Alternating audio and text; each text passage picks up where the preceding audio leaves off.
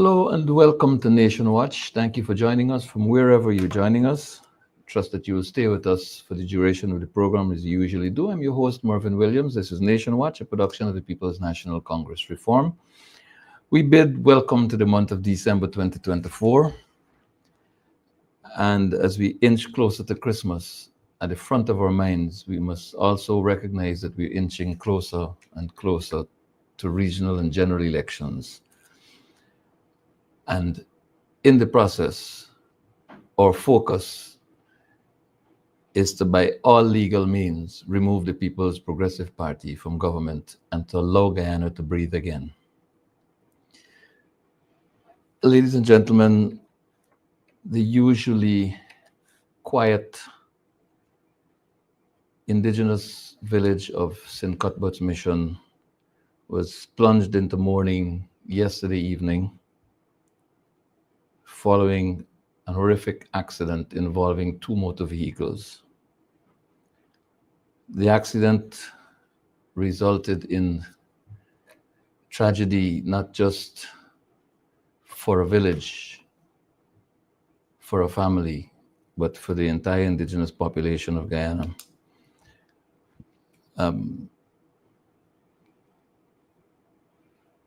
Olivia Andrews, age 69, her daughter, Atina Andrews, age 29, and Olivia's granddaughter, Emma Andrews, age 7, died yesterday evening.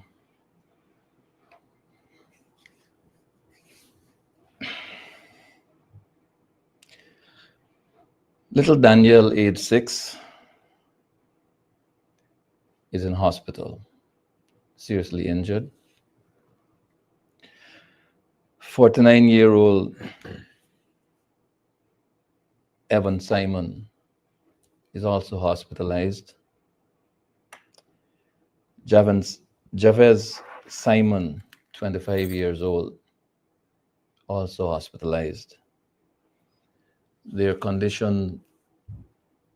respective conditions vary. We do not know exactly in what state they are at the moment, but I take this opportunity on behalf of the leader, executive, and members of the People's National Congress Reform, and indeed on my own behalf, to extend sincere condolences to the family, relatives, friends of the deceased, to the elected leadership of the indigenous village of St. Cuthbert's Mission, and indeed to all of the residents of that village. We extend our sincere condolences at this very, very sad time in the life of that village. It was a tragedy which could have been avoided, but as fate would have it, it was not. We mourn with the village, and we pray that the lives of those affected can be bearable, tolerable, improved over time, and eventually properly mended. There are too many accidents on our roadways. Too many lives are being lost on our roads. Too many fires in our society. And we seem helpless in the face of the losses that occur as a consequence.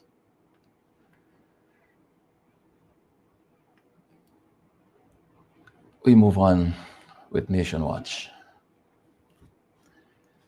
I am joined by Mr. Rawle, economist, accountant, educator, as we continue to discuss this rich and failing economy that is ours, as we continue to explore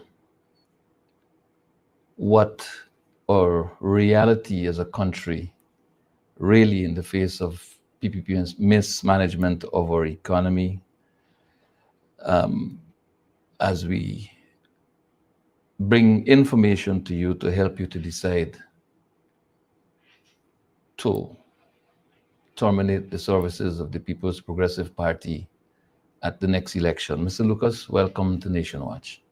Thank you very much, Mervyn. And perhaps before you move on, I would also like to express my sympathy and condolences for the family that suffered that tragedy in the accident that you referred to yesterday. So my thoughts and prayers are with them. It is a dark time. It is a dark time. But we will try to get through this program, circumstances notwithstanding.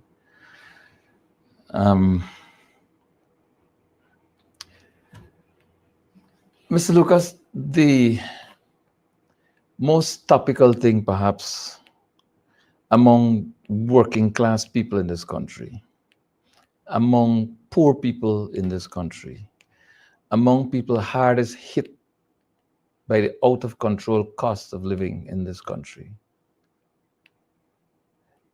is the question of a cash grant that has been announced, one that was presented by the head of government, the head of state, the commander-in-chief of the armed forces, a full sitting of the parliament of this country, as a cash grant that will be paid out instantaneously.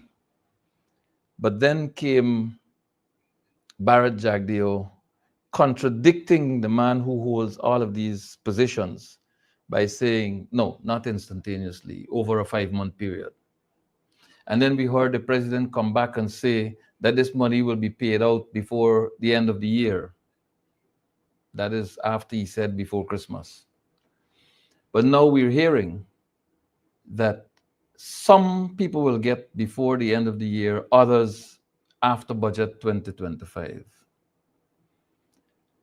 The question we raised here last Sunday was whether there was proper authorization for the spending, whether the spending was in fact lawful spending, having regard to the fact that up to last Sunday, there was no budgetary allocation. There was no passage of any financial papers with regard to this payout. Subsequent to Sunday, we learned of a financial paper being approved for the sum of 30.6 billion and not 60 billion as previously announced. Many varying positions, creating in the minds of citizens, first of all, the legitimate expectation that they'll have money in their hands by a certain time, and then stretching the deadline over and over again until you get to budget 2025, which will be at an unknown date. What does this do for the citizens of this country who are suffering under the burden of high prices? Well, once again, Mervyn, it's a very interesting topic that you have raised and that you're asking me to comment on. The thing that I'm still trying to grapple with, and I'm not so sure that it was made clear in the financial paper that was submitted to Parliament, is what is the purpose of the cash grant. It seems to me that it cannot be about easing the cost of living, because the pain in the cost of living is now. And the indications are that the payout of this cash grant will be over an extended period.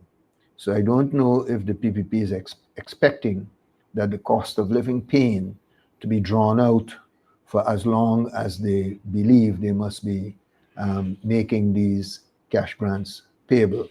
But that is not rational thinking. So something is wrong there. The other problem that I have relates to the fact that it cannot be about relieving poverty because, as I understand it, this cash grant is for all Guyanese, rich and poor.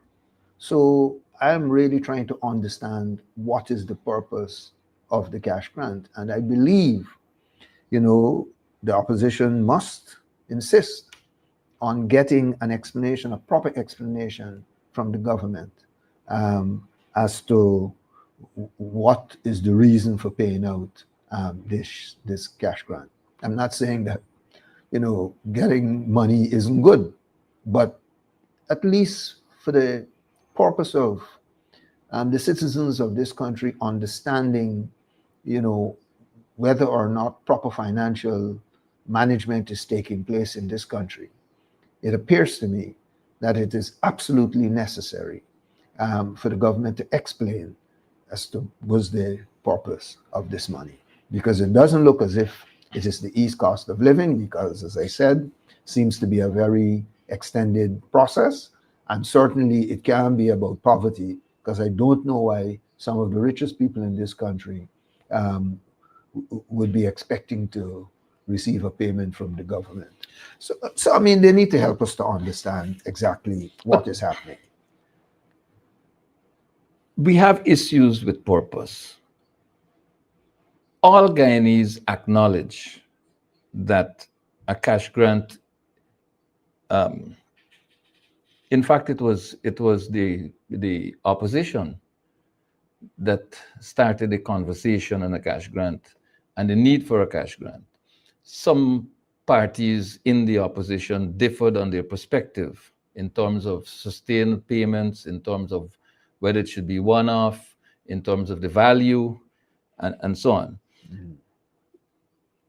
Purpose aside, faulty authorization process.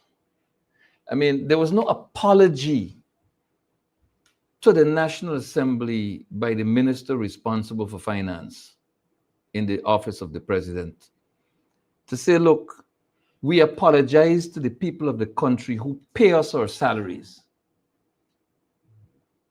for having paid out their monies without first getting authorization. We are here now to correct that situation. And we ask you to approve this paper, recognizing that we've already spent some of the money from it. Right. No decency from the People's Progressive Party in terms of authorization. Yes. Just like there was no decency in the switch around from instantaneously to we don't know when for sure. So purpose and authorization aside, Mr. Lucas, we know that when the AP and UFC was in government, it determined that if there were projects to be funded from the Natural Resource Fund, those projects are supposed to be properly documented, pass the proof, all the proofing that is necessary, and benefit from all the oversight that was put in place, which included representation from NGOs and regional administrations and all that, before it could be funded. And you knew from that position what projects were going to be funded by the Natural Resource Fund. The PPP changed that and dumped all of the resources into the consolidated fund and spent at will. We do not yet know the source from which this money comes. Help us understand if you can. Well, I mean, again, that's a very pertinent observation to make. But before commenting on that, I think it is important for people to understand why it is the opposition initially would have thought it useful um, to utilize the mechanism of the cash grant. Cash grants have been seen to be very effective and useful tools in helping to deal with either a situation of poverty or even um, unforeseen circumstances that might have arisen, some disaster or something that could have arrived. You know, in the past, greater emphasis was placed on providing in kind service or assistance to people. Mm-hmm. But that involved a tremendous amount of logistics, which did not always go too well. And what um, agencies, donor agencies, and grant givers have discovered is that cash grants are a very cost-effective way of providing relief or assistance, uh, to people.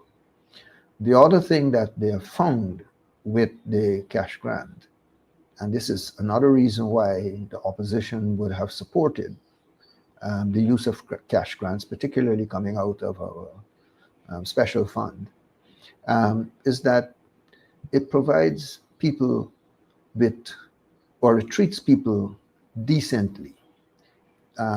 Apart from empowering them to do the things that they want to do, because they're the ones who could decide how to spend that money, what the priorities are in their household, and so forth.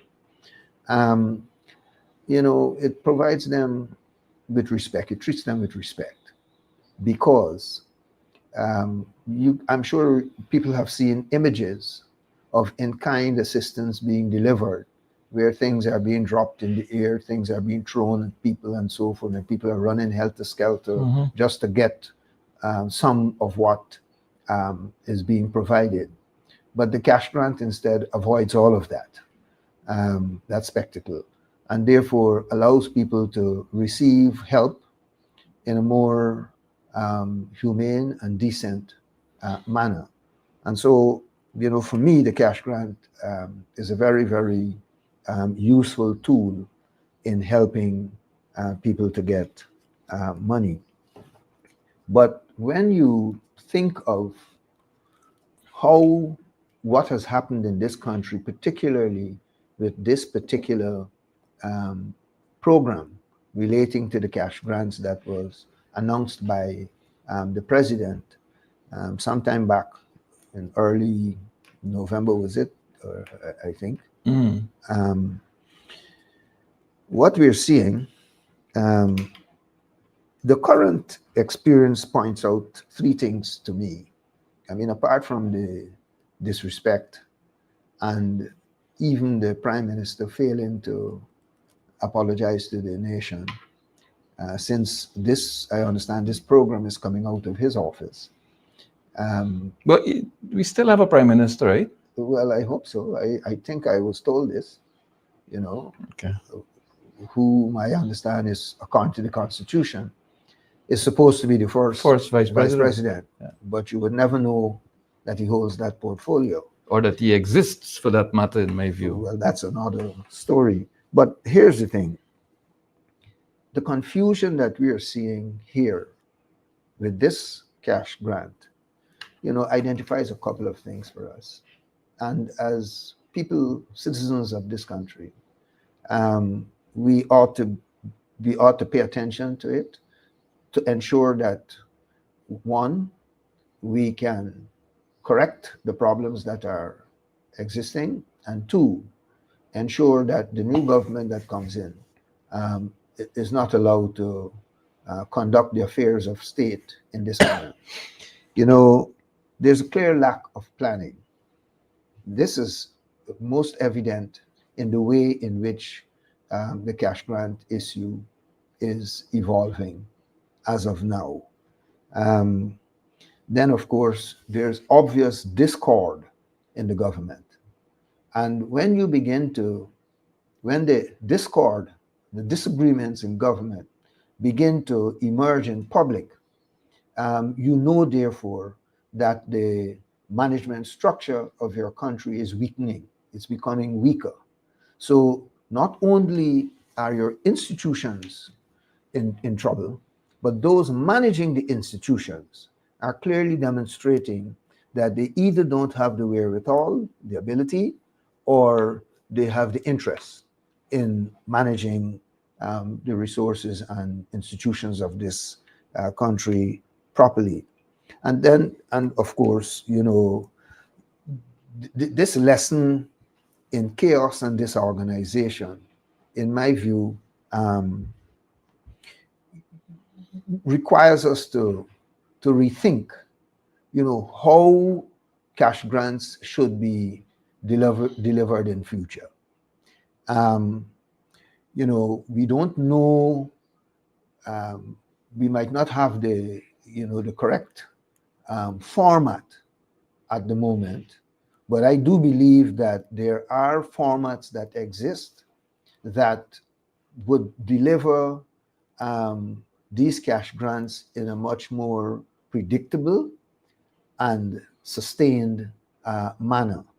And I think that, this is something I hope the opposition will try to pursue in an effort to ensure that we can bring some semblance of control back to the way in which our public finances are managed. Now, you did point, of course, to the question of where is this money coming from? Yep. And indeed, I think it is correct to ask where or what is the predicate source of this money. I mean, they haven't told us. I don't know if the money is coming from tax revenues that they have been collecting over the period. I don't know if it is coming from the dividends and lease income that the government gets, for leasing out lands and concessions and selling lands and so forth. I don't know. Because we don't seem to know what happens to some of that money. We don't know if the money is coming from the Natural Resource Fund, or if it's a combination of all of these things. I mean, the disorganization is so obvious that, something as straightforward as telling people the source of funds is something that they have failed to do with this cash grant that they are, paying out. Mr. Lucas, I think the rest of the world is laughing at us as a country. This government is so inefficient, so unworthy of the trust of the citizens. In Brazil, there are 26 states and 1 federal district. There are 5,570 municipalities. In Guyana, we have 10 municipalities and 70 NDCs spread across within 10 administrative regions. We can't manage 70 NDCs and 10 municipalities. And in Brazil, they're managing 26 states, a federal district, and 5,570 municipalities. And I can tell you that when it comes to taking social assistance, be it pensions or some other form of cash disbursement to the vulnerable in society, the military is involved if it comes to logistically tough environments. There's a schedule when maritime vessels, when Navy vessels will go out there into the rural riverine areas where the indigenous peoples live. Routinely, Mr. Lucas, people, as we old people say, you could put your pot on the fire and know that at this day, at this time, they will be there. Yeah, well, And they're there. Why can't this administration fix a simple problem of paying $100,000 to every adult Guyanese citizen living here? What's the problem? yeah, well, let's ask ourselves this question. Is this the first time we are paying out a cash grant? No, and it's not No, the first time we're making a mess of it either. precisely. So, it tells you that there is very little interest in ensuring that the resources of this country are managed properly. And I'm telling you, nothing was more evident of that than the refusal of the PPP to establish the Public Procurement Commission. It was passed, it was in the Constitution. And it was not until the coalition government went into power that that thing, which has now forced them in a way to manage some of the funds that they're spending properly. So something has to happen, something similar has to happen, to get them to manage the payout of these cash grants properly. The lack of appreciation and interest in ensuring that the people of this country are served well is the problem. It is clear that what you're dealing with is a government that may display all sorts of fancy things, new roads, they may display all sorts of banners around the place and buildings and slogans and so forth. All of those things may be on display. But I'm saying what they are not paying attention to is the efficient use of our resources and the proper management of our resources. And I have no interest in anybody telling me that we have an auditor general who, audits government reports and so forth, and we have a public accounts committee that reviews the accounts in the National Assembly, and that's utter nonsense. Because by the time that information becomes available and people can query it, water has already gone under the bridge. But even with respect to the functions of the Auditor General, you have a Minister of Government condemning the findings of the Auditor General, saying that you're wrong. These things are not right. These things are not true. I mean, where does the administration get off? You had a sitting member of parliament calling for judge to be defrocked because a decision was made in favor of the party that he's from, that formed the government. You have a minister finding fault and condemning the Auditor General because she was not satisfied with what his report said. This is a lawless administration. The People's Progressive Party seems to be characterized by, among other things, 3 C's: corruption, crime, and high cost of living. Yeah. Well, I mean, I think there's sufficient evidence of that. And in fact, talking about cost of living, we can begin to understand why that is happening.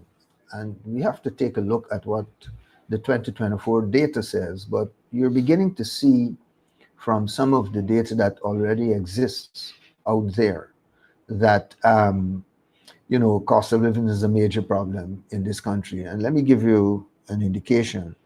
Between, or I should say from 2015 to 2019, consumer goods, imported consumer goods, represented about 13% of the total supply in terms of value of goods that were available for sale and consumption in Guyana. From 2020 to 2023, it has risen to about 21%. In 2023 alone, it had gone up to 24%. So what that's telling you, That's almost double. yes, and so what's telling you is that the supply of goods produced in Guyana is diminishing. That's what it's telling you because we're relying more on imports. And what I find interesting, and what I hope we would be able to do if we can get support in examining the data is to see whether or not the tax concessions that the government has been giving to businesses in this country are working. Because as you know, the government claims that there's been some concessions made on excise taxes. There some concessions made on VAT. But invariably, those are never passed down to the consumer in this country. Well, that's the other problem we have here. So here you have a government that is telling people that it is doing something to support the reduction of the cost of living, but not really paying attention as to whether that is actually happening.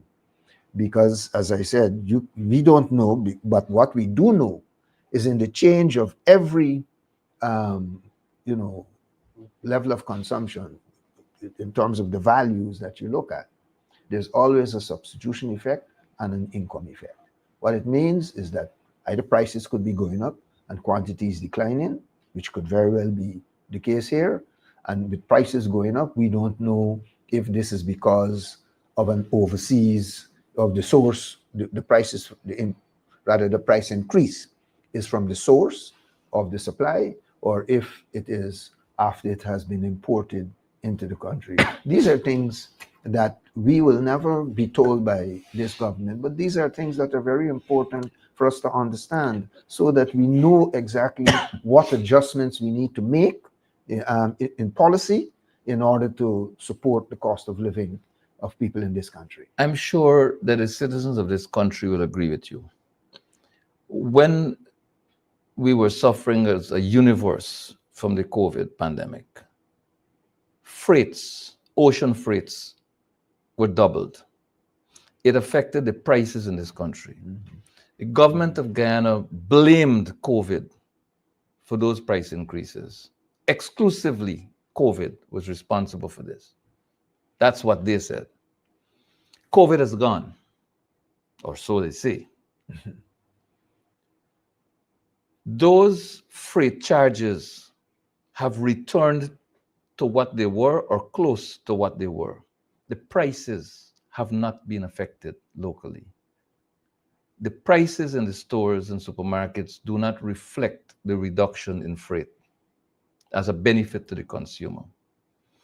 The government brags about having reduced the taxes on gasoline at the pump stations.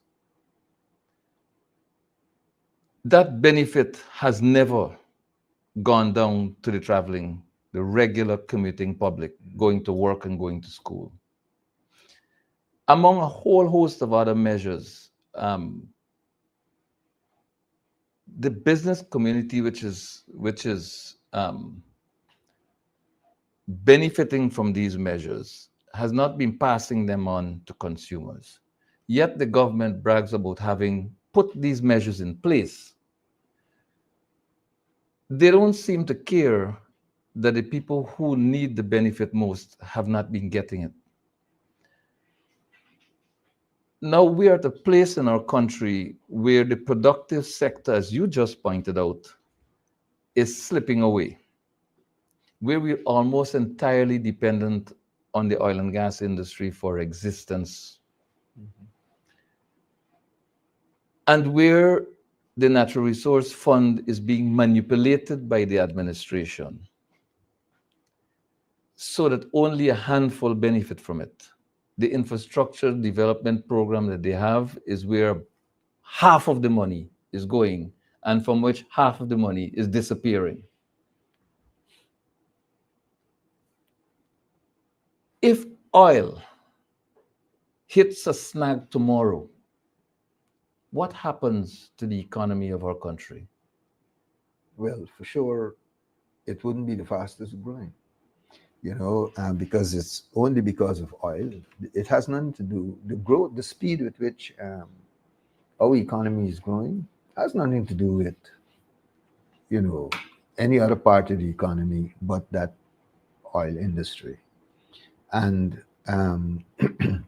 we need to recognize and appreciate that because, as you probably know, gold and oil alone last year, 2023, accounted for 94% of the foreign earnings that this country had. Yeah, that's 94. 94%. So if you just those two. yeah, but if you the- factor in what the Minister of Agriculture said about Gaisuko, we've been doing well over 100%.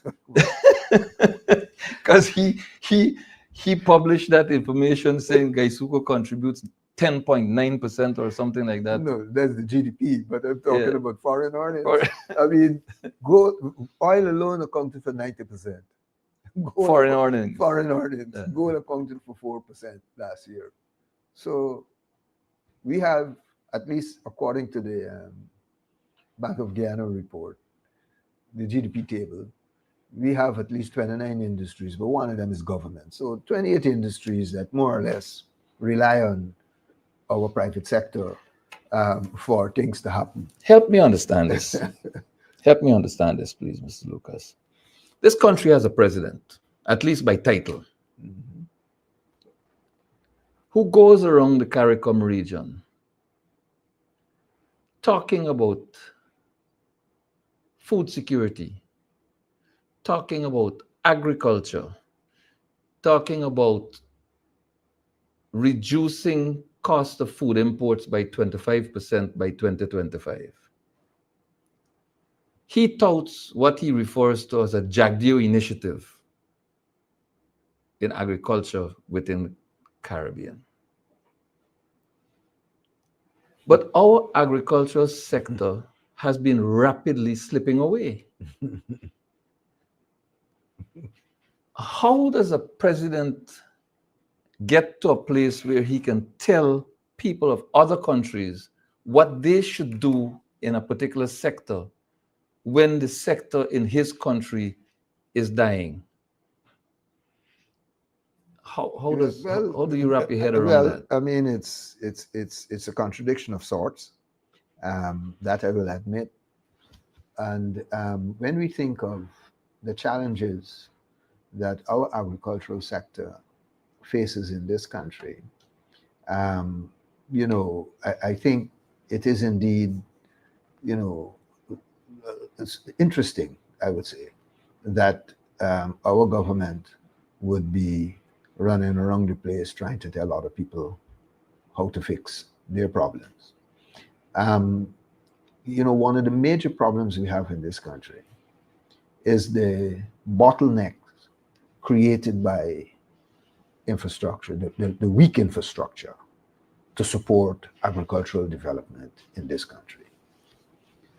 It's all well and good, to be building and improving roads around Georgetown and so forth. But the places that could make a major difference to the quantity of goods supplied in this country and the price of those goods, because it would help to bring the average cost of production down,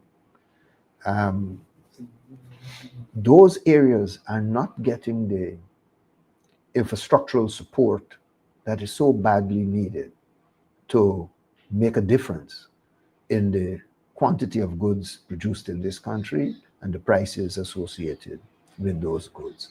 And so I really don't understand where he's getting the motivation or the courage to go out there to speak about these things. Because on the Jagdeo, I don't remember agriculture going anywhere. Yeah, down. Other than down.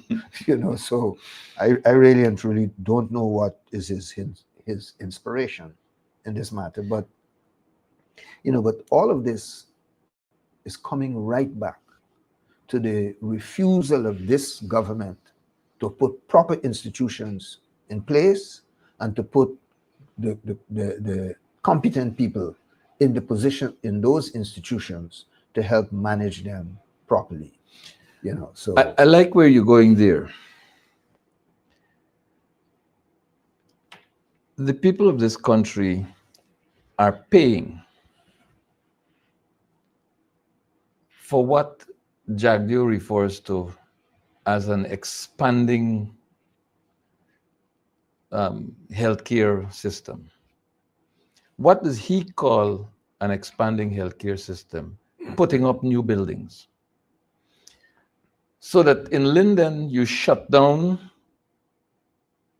the nursing school because Region 10 has too many nurses. And you're going to construct a building in Region 2. That's where the PPP prides itself with having some voter support. And they're going to put up a new building there and start a new nursing school because Linden in Region 10 doesn't support the PPP and therefore they don't deserve a nursing school. The bridge that was supposed to have been constructed across the Demerara River, linking the two shores of the river in Linden, was put on hold by the People's Progressive Party because the people there don't vote for them. The athletic track in Linden, from which community comes the highest number of track and field athletes, was put on hold because the people of Region 10 and Linden do not support the People's Progressive Party. So they're going to build one somewhere in Berbice. Discrimination in the allocation of resources and beneficial facilities hurts the person with conscience, which clearly tells us that the People's Progressive Party is devoid of conscience. Region 2 has a regional hospital at Sudi. No proper equipment, no proper maintenance for the meager number of equipment, inadequately staffed by medical professionals, but they're going to construct a new building to call it a new regional hospital. In my view, a waste of resources, misdirected resources. In Region 3, where there is a huge regional hospital complex, under-equipped, understaffed, improperly maintained, poor service.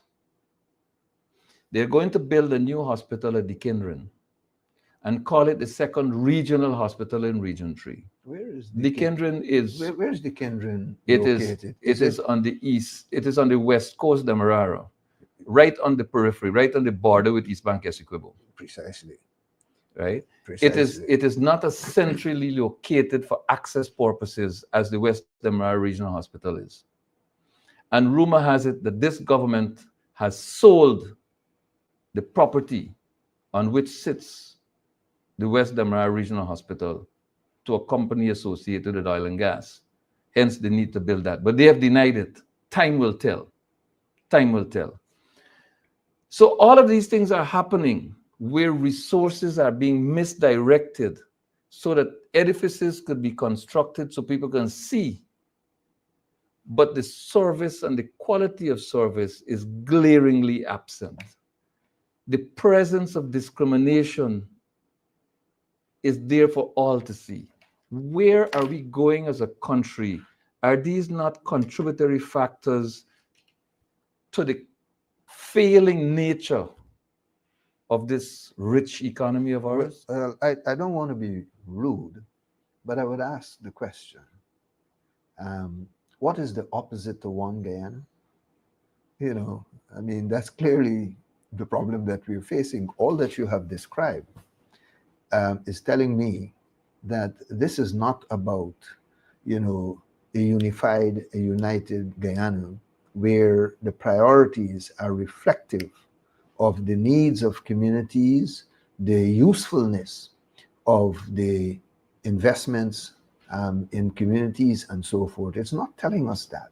And so I do not understand, how it is that the PPP can believe that the reallocation of resources in this country, in the manner in which it is being done, is being beneficial to the increase in output, particularly in the non-oil sector of our economy, and hence putting itself in a position to contribute to a reduction in the cost of living in this country. None of those that you just described could suggest that that is the intention of what they're doing.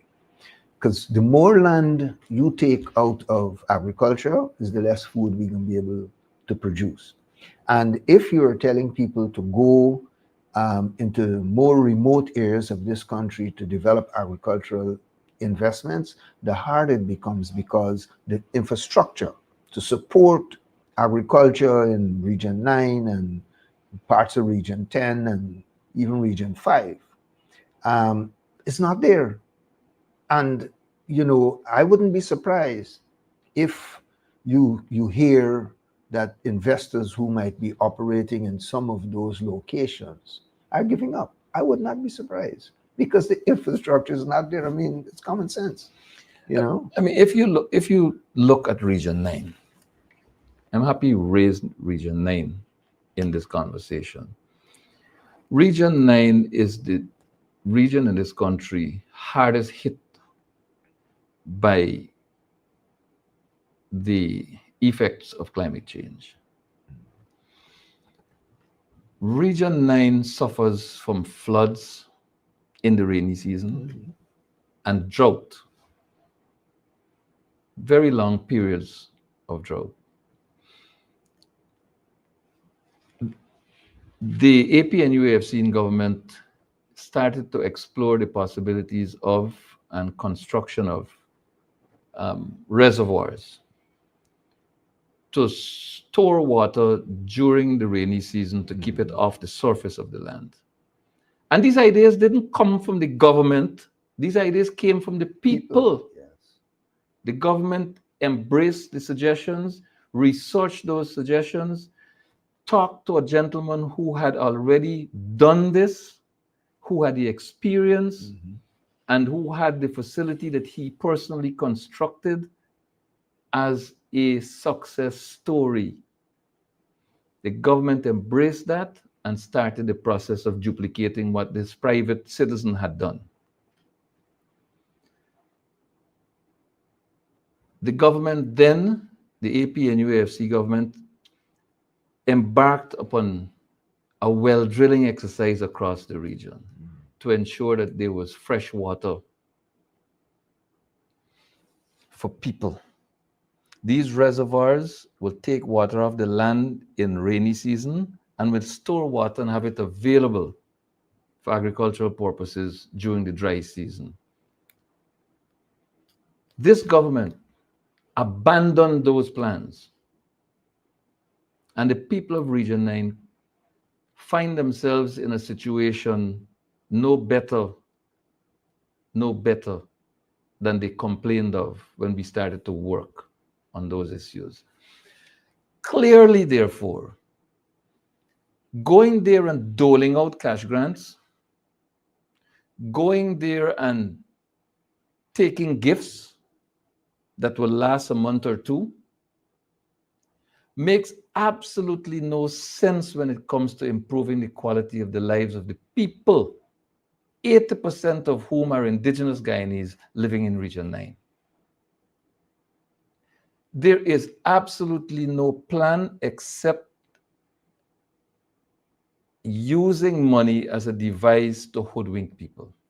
And the citizens are wise enough to understand that they will take the resources that belong to them when given to them, but will make strategic decisions at the appropriate time. Region 9 can feed this country, but the developmental effort and the political will to take that development to the region is necessary. the People's Progressive Party sees indigenous peoples as a block of vote. And that's all. That's it. Yeah, well, you may recall at one time we got most of our meat And peanuts. and peanuts out of Region 9. Yeah. Um, it was also a point from which a lot of the milk in this country, because it started in Region 9 and then they moved down to Region 10 in Moblissa. Yeah. Pirara in 9 and Moblissa on the border between 10 and 4. Right. And then there was Gold Digging and Pirara and so on. So you had, I mean, you had an opportunity, to convert Region 9 into what it could be, as you said, the breadbasket of not only Guyana, but perhaps the Caribbean. Of course. And our southern neighbor, the northern reaches of our southern neighbor.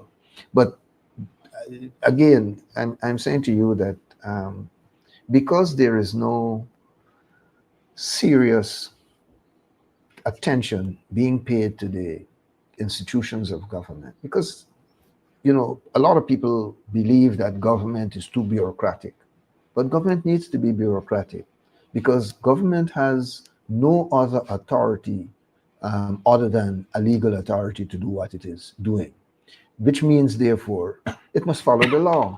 But a lot of people believe therefore the government must behave like the private sector, and I think many in the private sector believe that too. So they do things that forces the government to act in a manner that unfortunately is, contrary to the best interests of the people of this country. And so, with some of the corruption that you spoke about, one of your C's, which is very important, is driven by the fact that people are not treating the role of government in this country as seriously as they need to treat it.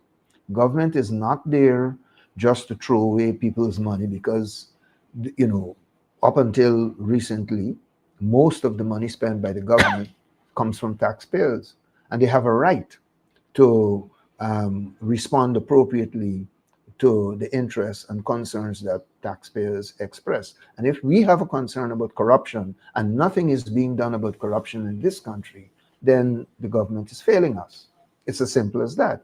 If we have an interest in increasing food supply in this country and the government is not doing anything to help us to really and truly increase that food supply while at the same time bringing our costs down, then they're failing us. They're not helping us. And so these are things that I hope people will pay attention to and understand how important it is to see the government change its behavior so that their lives could improve. People need to understand there's a link between how they're feeling right now, what they're experiencing right now, and the poor management of this economy by the government of Guyana. So they may be throwing a lot of money around the place. And by the way, a lot of the money that they're throwing around to small contractors and so forth was forced on them by the coalition government. Which we discussed last week. Yes, forced on them. But last week also, we were victims of the two power ships fighting for supremacy over who can give more blackout. We'll stay afloat. Who can give more blackout. And so we had to obviously do what we had to do to improvise and bring the program to the people. But yeah, we were victims of two power ships battling for blackout supremacy. Now, in the 5 or so minutes remaining, outside of energy supply, outside of the infrastructure side to support the local productive sectors, and of course, outside of change in the government, what can be done in the short term to change the numbers you gave us, 21% versus 13% locally produced goods diminishing? Well, I'll tell you the truth. I mean, the solution that I have, perhaps I I'm not ready to talk about at this moment. Yeah. But clearly, what you want is something that incentivizes people to produce more. That's what you need. Guyanese need an incentive to produce more. And until they get that incentive, they will not produce more. But there's a problem here. There's a problem here. When the PPP was in government in the early days, when they were in opposition, first of all, they said to their supporters, don't plant rice. Dr. Jagan, don't plant rice. You're going to make the PNC look good. Mine cow. And when they got into government, he asked them, the PPP asked them, were you mining cow for cow broke up the ground, broke up the land? You got to sell all them cow and plant rice. Rice got money, you know. And when they were torching those young sugar canes to cripple the economy under the People's National Congress in government, when they came to government, they took away the incentives that were given to the sugar workers to motivate them into producing at higher levels. The PPP is like George Orwell's Animal Farm, you know, in living manifestation. So they tell you that this is bad for you when they're in opposition, and they tell you the same thing is good for you when they're in government, as is the case with the voters list and biometrics. It was good for the people and them, the People's Progressive Party and the people of this country, when they lost the election. Having been reinstalled into government, it became a bad thing. Biometrics. So Well, again, I don't think you can escape the fact that for a country to, you know, grow, people have to be producing. Of course, there's another element to that now, which I understand the PNC, the opposition says, for the country to grow, the PPP must go. But the point I'm making is, really and truly, for this country to grow, our people must be incentivized to produce more. And that incentive is not there. But this is where I was going to in the couple of minutes remaining. Rice flour was a bad thing. But now there's a big businessman who's exporting rice flour from this country under the PPP, and they're keeping it under wraps. They don't want anybody to know that this man is planting rice, buying rice, milling rice, and exporting rice flour. It's a bad thing. When President Granger talked about having to eat foreign packaged plantain chips aboard aircrafts when we could in fact produce the same and perhaps a higher quality in our own country and export it. They said Granger wanted a plantain chip economy. I cannot wrap my head around the stupidity of some of the things that come from the People's Progressive Party, but that's when these things are critical to the growth and development of our country and the improvement of the quality of lives of our people. Yeah, because I think part of that problem is people don't understand what the concept of manufacturing is. Because all of those activities are manufacturing activities. They may be low technology activities, but they are part of manufacturing. If you go through the International Standard Industrial Classification, you will see that activities like those are part of manufacturing. But as I said, they are not, as sophisticated. But they are geared to elevate the quality of life and the economy of that's the point. The working poor. That's what the vulnerable who cannot relate to high-level technology. That's what they must So understand. why would the PPP laugh at that? Well, they're mocking the poor among us. I told you that's the contempt that they have for the people of this country. It comes from the contempt that they have for the people of this country. And people need to understand that. People need to see that. But you would be surprised at the number of people who have had to open stands at various parts of the city of Georgetown, various parapets and sidewalks and so forth, selling those very products for survival in this country. Survival in Guyana. Yeah. Survival in Guyana, my brothers and sisters. That's about all we have time for, Nation Watch, except I'd like to say this. It is clear, very, very clear, that the People's Progressive Party loves poor people. Their love for poor people is so great that they will do everything within their power to increase the population of poor people in this country. And to close on a note of the party leader, for Guyana to grow, the PPP must go. Have a pleasant rest of the Sunday, and until we meet again, God bless.